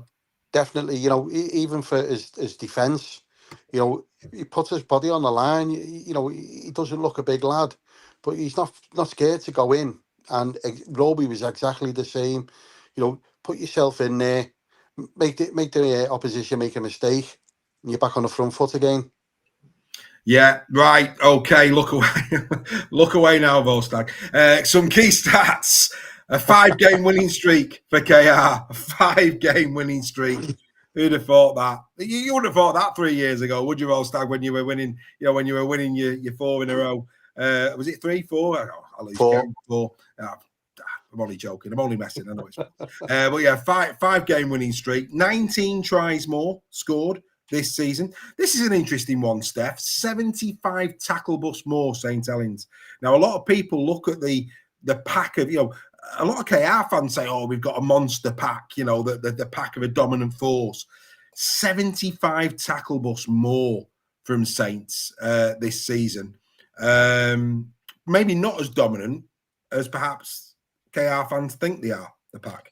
Yeah, I mean, we've had a fair bit of injury in our pack this season. There's been a bit of inconsistency, hasn't there? Because we get one player back and somebody else goes off. We've had some disciplinary issues in the pack as well. With obviously there was Reece Martin. Is that self-inflicted, Stef? Is that self-inflicted? Yeah. But it all plays a factor, doesn't it? In having that continuity and that that link up in play when you're swapping and changing people in week out, and you haven't got your set 17 every single week. And I know that a lot of teams don't have that. I'm not making that as an excuse, but that is going to interrupt all those link up plays. It's going to interrupt all of the fluidity of the game. So I do think that we have certainly the majority of our injuries have been in the forward packs. Yeah, absolutely. And then again, quite surprising. No, not surprising actually. I'll get to that in a minute with the dummy ones. Let's go clean breaks first. 32 clean breaks more from the Robins. I'm not surprised at that one, Volstagg, to be fair. The Robins this season. I think for 2 seasons running now, I do think the Robins are perhaps pound for pound probably the most dangerous side with 40 metres to go in the league. I think, they do tend to be very, very good from deep. They don't necessarily have to rely on being in and around the 20. They can strike pretty much. Them and Wigan for me are the best 2 in the comp for that. Would you agree? 100%. And you got to give credit to Willie Peters for the way he's instilled in his players, and for the way he's got his team playing. It's positive, isn't it? It's all the time. And the quick hands next minute, the through your defence to the way. Budgie. When it goes out wide to him, he's phenomenal, isn't he? The pace. Even Davis as well, and it's just they can score from anywhere, and that's the worry for me, is where they're going to score from, because we've struggled. I just think the Robins are so dangerous in any position. Yeah, absolutely. The big surprise to me was dummy runs. 29 dummy runs more on paper than Saints this year. That said, Jez Litton as an individual, nobody's ran more from dummy half than Jez as an individual. But overall, in terms of the combined hookers, etc., Saints have ran more from dummy half. And that perhaps is the Mickey Mack piece, the support for Jez. When Jez is on the field, he's dynamite. Whereas, the likes of Saints, Clark does a lot of running. But when they bring on the likes of Burns, when Mbaya's played at 9, they've still got a running game in them. So that might be where that is. But a bit of a surprise, Steph. When I was putting this together, for all the world, I'd have thought more dummy runs would have come from the Robins. But no, alas, it's Saints that like to run more from dummy half as a unit, as a team. And that's quite a big margin as well, isn't it? 29. Yeah. It's not like there's only a few in it. That is quite a surprising statistic. And I've put some notes down here for things to mention, and I'd put about Jez's runs from dummy half. But you're right. In terms of that, he is probably our main player in terms of the runs from dummy half. And I don't necessarily think that that's something that is replicated for when other players are acting dummy half. And I think, like say, Jez is our main man. But you're right in what you say that at Saints that happens a lot more frequently for them. I mean, the bad one for you, the same way as it was the bad one for the Wigan Warriors, errors and penalties this season, 7 more and 9 more in terms of the penalty count, but a little bit of respite. The discipline of KR has been slightly worse than Saints. They've had 1 red and 1 yellow more than the Saints of Volstock. How important is discipline and ball possession, would you say, in this one, especially if the weather's bad? Yeah, I mean, for the last game, it was actually two penalties that cost us, if you remember, and both of them were from Joe Batchelor, and they were absolutely silly incidents, and what we've got to do is we've got to learn from that, be a bit more professional, and also, think outside the box. There's no reason for us to be giving stupid penalties away when you know how dangerous, their kicking game is. Reece Martin, he can put the ball in from anywhere. Mikey Lewis as well. He's not a bad kicker either, is he? And the errors, it's baffling. It really is, because we've gone from being such a strong team to just stupid errors all the time, and I think sometimes it's the frustration where, because we're not playing well, we're trying things that we shouldn't be trying. Yeah. Well, I mean, look, a team that he's playing under who is underperforming, more often than not, errors do creep in, because you get people trying to solve problems on their own, both in defence and attack. You get people shooting the line in an attacking phase, an offload that isn't there, etc., etc. So I'm not with Saints season the way it is. I'm not surprised that they're well up there in terms of errors and penalties in terms of the rest of the league, because I do think they have overtried at times, along the way. Right, let's get into the squads. Big opportunity this for me to just turn around and say, if you're watching us, whether it be live or you're watching us on catch up, we don't sell magazines here at Super League Raw. I said this on Weekly this week. We don't sell magazines. The only way that we can function is super chats. So if you're watching us and you fancy doing a super chat or becoming a member, and there's loads of membership perks as well. So if you tend to buy magazines, a monthly magazine or weekly publications, whatever it may be, maybe give us a shot. We need your support. We really, really do. You're not going to find another show this week before the semi-finals that is as in-depth as this, bringing fans from the teams on as well. There's nothing like it. Do have a look at it. Do the QR code. Go to www.superleagueraw.com and consider becoming a member. Right. Okay. All the details you need are on screen. Let's get into the squads. Steph, over to you. Happy with how your team are looking going into this one? Absolutely. I mean, I think we're at full strength. Dave, I don't think anybody's missing. Obviously, the number 1 shirt belonged to Eccles, didn't it? And then obviously there's Danny Richardson that obviously went. So I think we're at full. I'm really pleased to see McElaurin in there. I know there's no Leyland. So for me, I know obviously listening to Willie Peters' presser, he was saying that, they're going to make a decision at the back end of the week about Mickey Mack, and they had a couple of boxes left to tick and whatnot. But I would suggest that lineup there indicates that he's likely going to be named. Otherwise, we're only obviously going to have just Jez playing. Usually when there's Jez playing, they've got Leyland on the bench, and obviously he's not in that lineup, is he? So I would take that to mean that it's likely going to be Mickey Mack starting with Jez coming off the bench.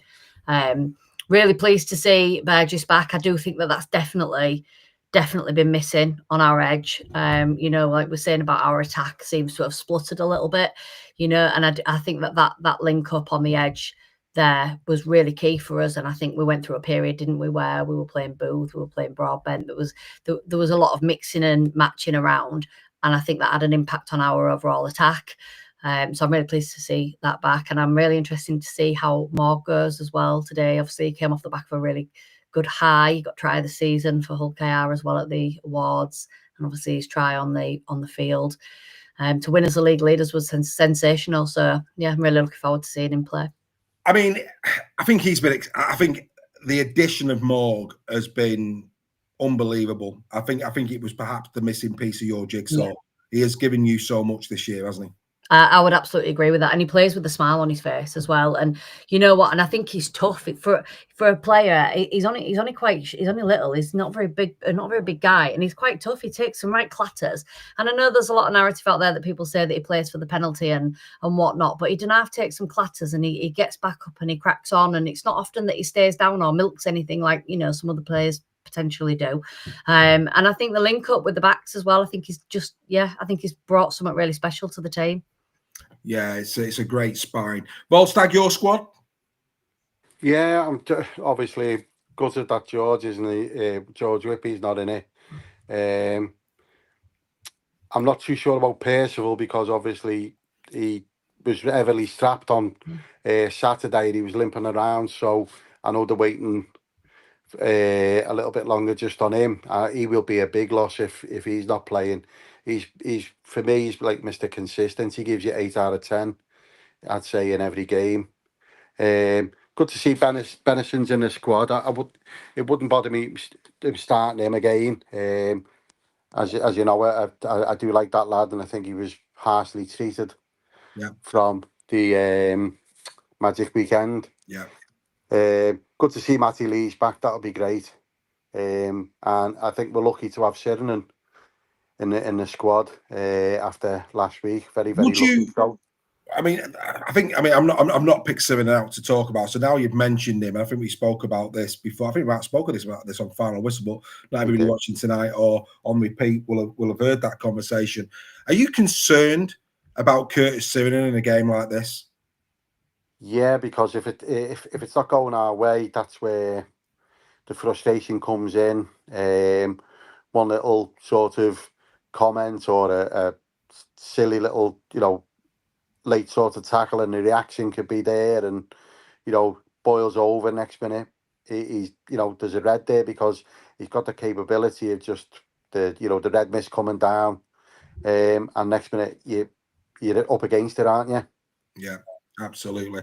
It's fascinating. It really, really is. Really surprised no Whitby. Right, okay, let's get into some of these content, some of the key players. But before we do, I apologise for this, Stef. And I apologise to all Robins fans, but I've got to do this. We put Alex Walmsley in our team of the year. Okay? Look at this graphic. Unbelievable. Alex Walmsley was not in the team of the year. When you combine Jesse Sue and JWH's stats for this season, with the exception of defence, you would hope they could tackle more than one man. But look at the go forward. So Sue and JWH combined 5 tries to Walmsley's 4. Walmsley made 2 assists to their none. Busts combined, Sue and JWH 58. Walmsley on his own 113. Offloads, 11 more for Walmsley. Carries, more carries than both of them combined, and more meters than both of them combined. Alex Walmsley wasn't in the dream team, Volstagg. It's laughable. It's absolutely laughable that this man was not in the dream team this year. But, Volstagg, how important is Alex Walmsley to your chances on Saturday down the middle? Absolutely massive. I mean, the guy he played 26 games out of 27. You know, and at his age of 35 and what he goes through, because he's had a couple of seasons where he's had quite a few injuries, you know, and we've missed him. I mean, if you have a look at the statistics there, you know, we're going to rely on him so much on Saturday. It's a big ask again, you know, relying on on one man to do so much work. But you know, Big Al, he's not frightened of the challenge, is he? You know, I've met him personally, and you know, he is a big lad, and hopefully he can do something for us on Saturday. Well, he's been at Manchester University, I believe, today. He's already starting to plan for his years after rugby league. But I mean, Stef, when you look at that, I mean, I'm not being disparaging to Jesse Sue and Jaden Rage. I know that Jesse Sue's revered and he's had a good season, but you know, you probably weren't expecting a graphic like that, Stef. Can you believe that one Alex Walmsley has punched as hard as that when he compared him to two of your starting, well, your starting front row? No, I mean, and you know what, Dave, as well, I think for other teams, Walmsley sometimes flies a little bit under the radar. So he just gets on with his job. He quietly does what he needs to do, and he turns out stats like that. And I think sometimes people underestimate or don't take into consideration the impact that he has and what he brings for St Helens, which can sometimes, I think, lead to teams underestimating him a little bit, obviously giving him the space to then pull out these stats that he has. He's been incredible. But anyway, I had to highlight that because it reinforces why Alex. We had a couple of pelters over Alex Walmsley being in the dream team. Whatever. There you go. But anyway, let's get into the danger men. We'll start with KR. And no surprise, it's the same three. This time, though, it's their total season statistics. And again, very similar, Stef, to what we were saying about Wigan. 42% of all of your assists have come from these three players this season. Yeah, I mean, that really doesn't surprise me at all. You know, particularly Lewis and Lytton, they're in and around the players all the time. I'm actually surprised to see that Broadbent's got more assists than Lytton. Actually, I thought that'd be the other way around, but it just goes to show the work rate that he's also putting in when he is on the field. So yeah, I think the three really creative players there. So it's not surprising that those stats read the way they do. And this is why, Volstagg, I think Broadbent should play. His stats are better than Hiku's. Now, don't get me wrong, Hiku's got big game mentality. He's got the experience. Hiku, you know, I'm not saying for 1 minute Broadbent is there. Broadbent, for me, is Broadbent to Gildart. Hiku's got the big game experience, but Jack's stats outweigh Hiku's. I mean, and I think that's been lost on a lot of people this year, Volstagg, that statistically, Jack Broadbent has been better than Hiku this season, hence why he was in our dream team. Yeah, and I'd beg to differ. That's why I don't want him playing, to be honest with you. Yeah, absolutely. Yeah, he's a handful, isn't he? Oh, he's been absolutely brilliant. You know, a joy to watch. There's obviously, you know, I do have me obviously follow Saints, but when you're watching other teams and, you know, you do have little affinities with certain players and what have you.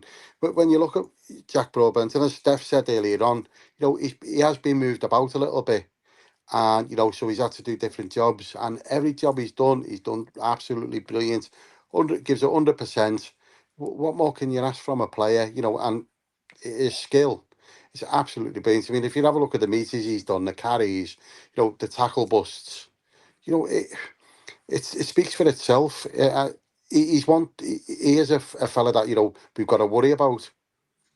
And he's only early 20s, 23, 24, something like that, you know, and he's come in, hasn't he, as like a utility player. Everybody was a bit like, oh, that's a surprise signing. And actually what he's done is he's come and he's done his talking on the field, hasn't he? And he's shown what he's really capable of. And I think quite a lot of his charm is in the fact that he is a utility player, that he hasn't nailed down one position or another. And for me, whether you play him at full black or whether you play him in the centres or even on the wing, he does a really good job. And I think he gives equal effort to whichever position that he's playing in. Peter Barley up the Robins. Pete today secured another ticket for the grand final with Super League Raw. He's now bringing his lad. We'll look forward to your company for what is going to be an unbelievable grand final day at Super League Raw. We'll have a lot of posts on grand final day. We will be coming live from the Bluebell, live from the coaches, live from Old Trafford. live from the Bluebell with the band at the night. You're going to see what a Super League Raw Grand Final is all about. Keep your eye on YouTube in between the action on Grand Final day. It's going to be quite an occasion, believe you me. Right, let's change our focus to the Saints danger men. Tristan Saylor, Harry Robertson, and of course the returning Jack Welsby. It had to be these three. Volstagg started with Tristan Saylor. You know, a lot of question marks over him, a lot of question marks long term between him and Welsby. But one thing that can't be denied, he has not done anything wrong for St Helens, Tristan Saylor. No, I mean, I've loved the way that, you know, he's coming to his own, to be honest with you, this season. And it's given me great pleasure when you see the people that were sort of slating him at the start of the season, you know, and it was, I think even like after round 6, it was, oh, he's not worth the money and, you know, we should be getting rid of him, you know, and now, and you have a look what he's done this season for us, you know. I've been absolutely delighted with him. I think he's a great character. He gets involved with the team and also the community. I just think he's absolutely brilliant signing. I know it was like one that people are saying we didn't need, but at the end of the day, it's we've played with the hand that we've been dealt, and I think it's been a positive impact for the Saints. Steph, we know you like your Disney. Bambi on Ice, as Volstagg called him, Harry Robertson. He has been, well, he's our young player of the year. We make no apologies for that. And as he showed against Leeds, such maturity for such young shoulders. Yeah, I mean, how many tackles did he duck round? I mean, he ducked, he weaved, his footwork was incredible.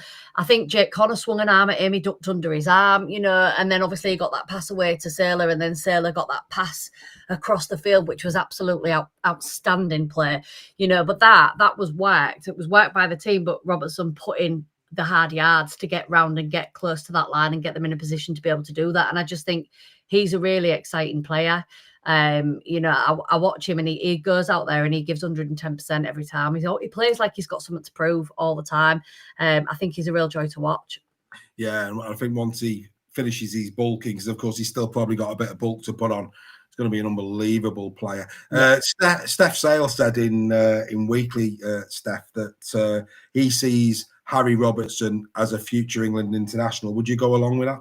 I would absolutely go along with that. I think he's got some versatility there, and like you say, he's got some bulking to do yet. He's quite wily. His footwork reminds me a little bit of Sam Tompkins when he was younger. You know, dancing around players and getting in and out, and weaving. And like when he was weaving while his feet were still going and his upper body was going the opposite way, getting in and around them Leeds defenders the other day was sensational play. It was really, really good. Yeah, by all accounts, the jump reweave was good and all. Volstagg, you know, there's no doubt about it. Jack Welsby back in the squad. Look, Super Jack, I mean, I tell you, if I'm KR, one thing he's probably not even registering too much. But Welsby against Wigan, I can't believe he got took off. Can't believe he got took off. That was madness. He was the best player on the park, and you were right in the game. Was it Wigan or KR? It was Wigan, wasn't it? Yeah. Was it Wigan he played at 13? It was KR, wasn't it? KR, wasn't it? So it was KR. Of course it was. Yeah, my apologies. I'm getting him. Yeah, he was best player on the park. I don't think we've seen. I think Jack's potentially a man of the match material here. I think, you know, nobody can doubt Jack Welsby's talent. Nobody can. And it'd be just like Jack Welsby to just pop up here in this game and produce a masterclass, which he's capable of doing. What's your thoughts on that, Volstagg? Do you think? What do you think, Jack? Do you think he's back up to speed? Do you still think? Do you think he's fully recovered, or do you think he could do it for you, mate? He's got the potential to do it for us. There's no doubt about that. I still think he's lacking a little bit of fitness because he was out for a while. Hopefully, you know, it comes into fruition on Saturday. He's got so much talent, and you know, the main thing for him is he cares, and that's one important, massive thing. You know, it bothers him if he's not having a good game. You know, he has a word with himself. If someone else isn't having a good game, he goes over and he has a chat. You know, he gets behind the team. He gets really involved with the fans. And it was great to see how much it actually meant to him on Saturday. So me personally, I think he is a match winner, and it would be absolutely brilliant for me, if he was the one who went over and maybe won it for us. There's no doubt they're the 3 game breakers for Saints. They are the 3 players for me that KR will probably be the most concerned about. Before we move on to the next one, Paul Fails asking Rolstag 1, 6, and 7. Who is starting 1? Who is starting 6? Who is starting 7? In your opinion, this coming Saturday for the Saints? I think he'll go Sailor fullback, and I do think he's gonna. I think he's gonna go with Lomax and Wellesby. Yeah, you'll think he'll go Lomax and Wellesby. Yeah, fair play, fantastic, wonderful stuff. But yeah, it's going to be. I'm still gutty for Whitby. Do you know what? I know that you. 100%. I know you're not worried about this, Stef. But Stef, would you agree? Had Whitby in the 21 and had Whitby started at 7 in the stands before kickoff, would that have created a little bit more nerves for you than potentially a Wellesby Lomax start? Yeah, I mean, I think Lomax has been a fantastic servant to Saints and a great player, but I do think that Whitby's he's the next up and coming thing, isn't he? And I think he's waiting in the wings to slide nicely into that spot, and I think perhaps Wellesby with Whitby in the 2 halves, 2 quite creative players as well. I think that'd have been quite an interesting combination. Yeah, go and watch Weekly. People talking about Marshall in the chat when we're talking KR and Saints. Go and watch Weekly. It's fully explained. Right, okay, let's get into the other 3 that I've picked out. Robin's men to watch. I picked these 3 for you, Steph. We've already spoke about Arta Morg, so we don't really need to probably go over. In fact, we'll go to Volstad for the Morg one because you talked about him elegantly a few moments ago. Volstad, Arta Morg, fullback, 4KR, the missing piece of the jigsaw. Very, very good. He's a danger man, isn't he? He's absolutely brilliant, and what a great bit of business by KR to bring him across. And it didn't take him long to slot in, did it? He straight from the first game, he looked so comfortable. And as Steph said, I mean, he really does get some punishment. High tackles and what have you, and he just cracks on. I think it's the way he puts himself about. For such a slight fella, he's not frightened to run in and put himself right into the firing line. When they take a good hit. His kicking's great as well. His catching's absolutely brilliant. I just think that was one of the best bits of business that has been for the last season or 2. Yeah, I couldn't agree with you more. Steph, Tyrone May, in some big games this year, Tyrone has turned up and has had some key plays. Challenge Cup final, one of them. He was very, very good against Warrington in round 27. A lot of focus goes on the likes of Jez and Mikey Lewis. But when Tyrone plays well for you, you more often than not come off the field having won, don't you? We do. And, again, he's another one that quietly goes about his business. Mike is the showman. He does all the show pieces. But you've got Tyrone May that's usually fairly steady. But like you say, sometimes he steps up and has an outstanding game. But his kicks as well, he's obviously the one that's putting in the last kicks at the majority of the time. And I just think he steadies the ship a little bit. He's the calm head. When Mikey Lewis is sort of running rings around people or getting rings run around him as well, he tends to steady him a little bit. I think it's quite a nice partnership. Yeah, and then I put Elliot Minchella on the graphic for you. 2 reasons. We've seen the best, and we often see the best of Minchella, but then we see the worst. The 2 yellow cards. He does pick up the odd yellow here and there, but then I can't remember what game it is. You probably remember it, where JWH was having a mare. Being a bit silly, it might have been the Hull FC derby. And Minchella pulled him and he told him, as big as JWH is, he did the captain thing. He told him to rein it in, get his head on the game, get focused. And you're going to need that from Minchella in the semi. And if you get to the final, you need him to be that calming influence, that marshal on the field that keeps people grounded and playing the best rugby league. Yeah, I'd agree with that. And I think he gets a lot of backup from Batchelor as well on that as well. I think Batchelor's another one of the very same. I know he's vice captain, but Minchella's in and around most of the players and the tackling, and he's always in and around the area. I think he talks a lot on the pitch when you watch him. You quite often see him as well, making sure that people are on side before he unloads the tackle as well. I noticed that about him quite a lot. Sometimes he plays it very close to the knuckle before he's getting, told off for interference of the ruck and whatnot. But yeah, I think there's two sides to Minchella. I think sometimes he's got a really level head. He leads the team really, really well. But I think, he's an emotional guy as well, I think. And sometimes I do think that spills over into the game. We've seen it a couple of times this season, resulting in some discipline issues. But you know what? He's human, isn't he? He cares about his team. He's had a taste of winning. He wants some more of that now. Garibo, cheers for that, my friend. Salford, by all accounts, was when Minchella pulled JW. Oh, yeah, of course it was against Sangare. It's all coming back now. Yeah, it was with Justin Sangare, wasn't it? When that was quality, that was quality bit of Biff. Loved it. Outstanding. Oh, that's put a smile on my face. Beautiful. That's what we're talking about. Volstagg, I mean, look, yeah, you talked about Morgan. The Minchella Morgan Knowles battle, Volstagg's mouth-watering, isn't it? Yeah. I mean, it was the same, the last game, wasn't it? And I think Minchella is one of them captains that leads by example. I think he's a great captain. You do see him talking to the players and what have you.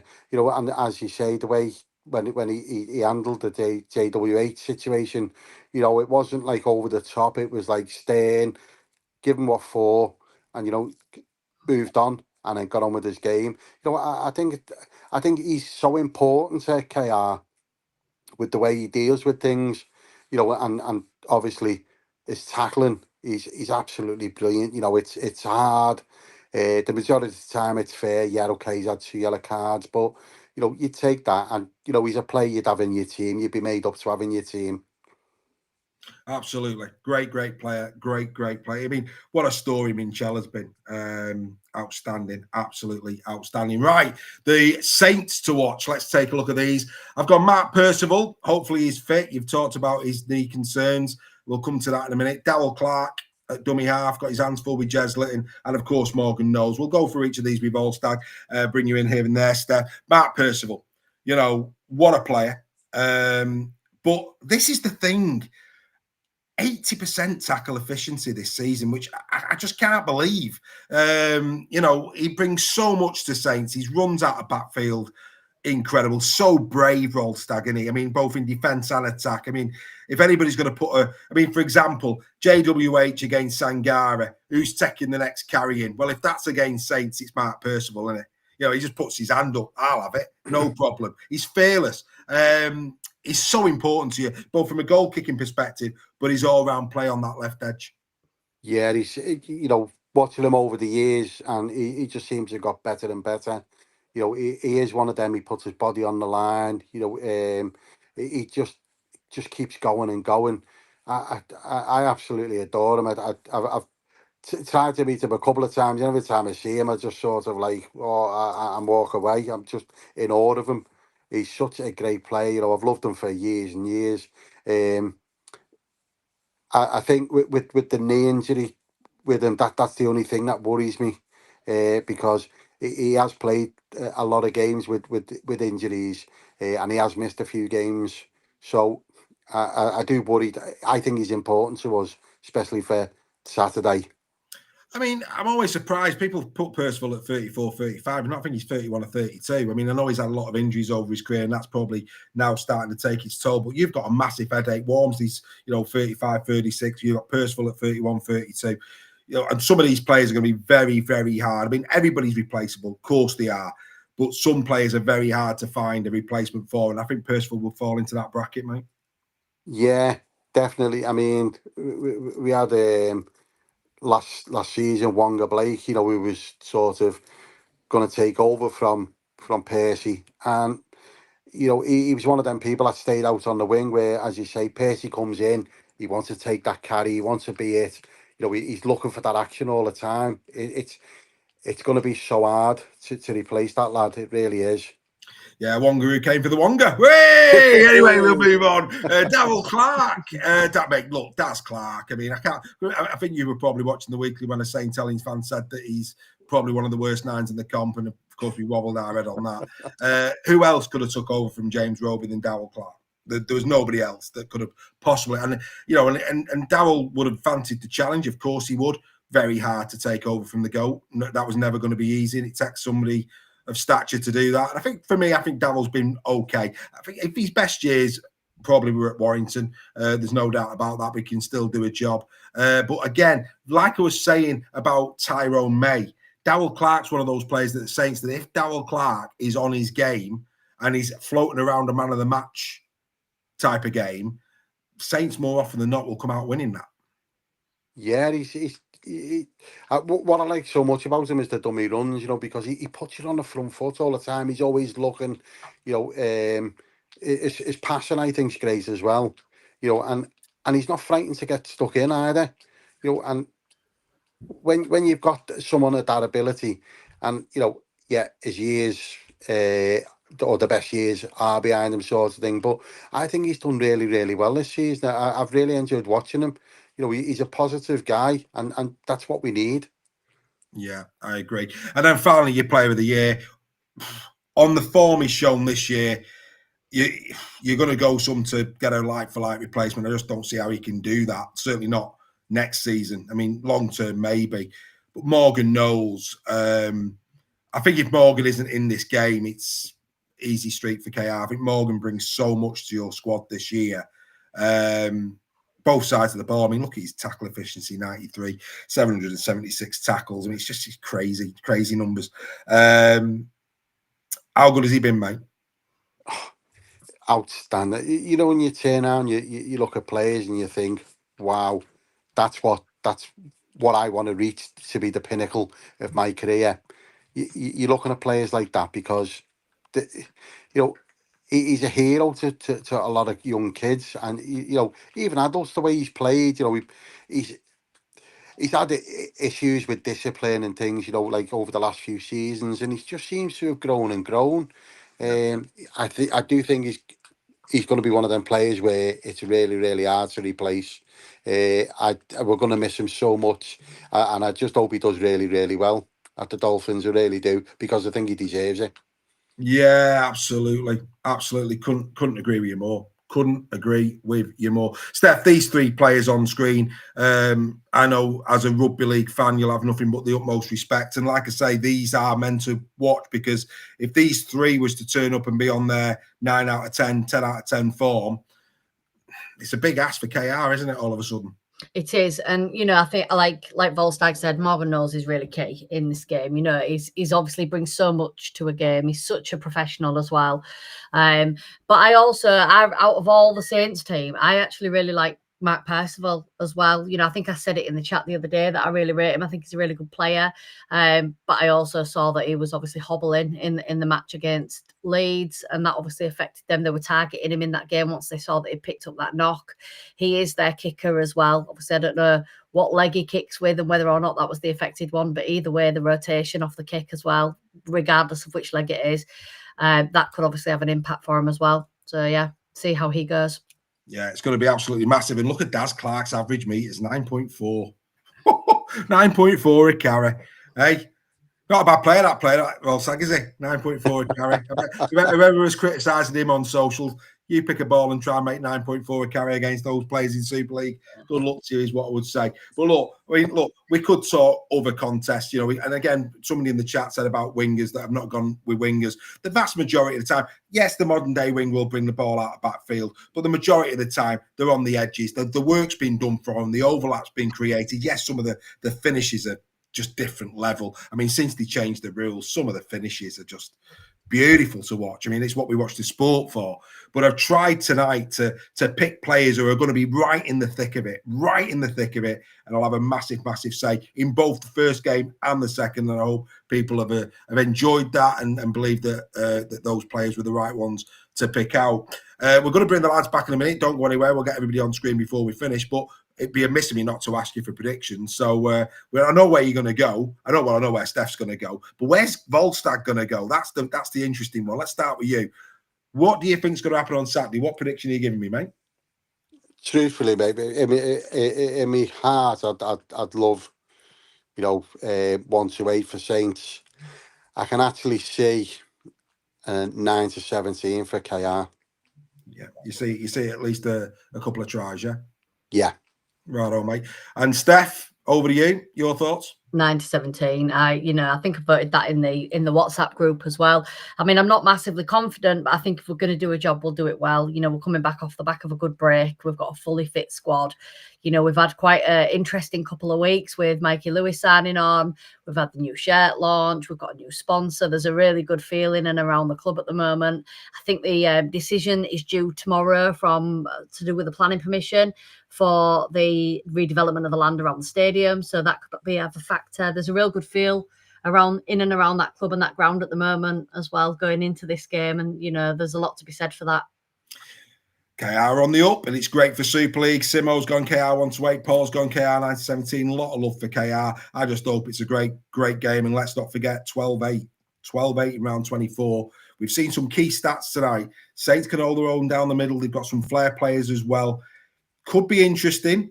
Favourites obviously are KR, but it could be interesting. Don't go anywhere because once we've done this, we'll have you back. But of course, it's time for Captain's Run. So we do this every time, don't we? Here we go. Are you sick and tired of winning your bets every week? Want to contribute to the bookies' Christmas party? The bets to ignore when predicting the score. Ladies and gentlemen, it's time for Bet Stef.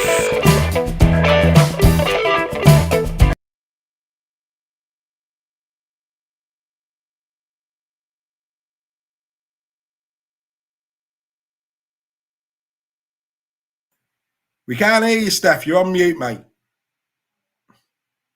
There you go. There you go. Yeah, we can hear your predictions now. Right. Sorry, apologies. Just the 2 games this week. Leigh, I've gone for plus 8.5. I see this being a really close game between Leigh and Wigan, and I think that's quite a generous handicap the bookies have given Leigh there, plus 8.5.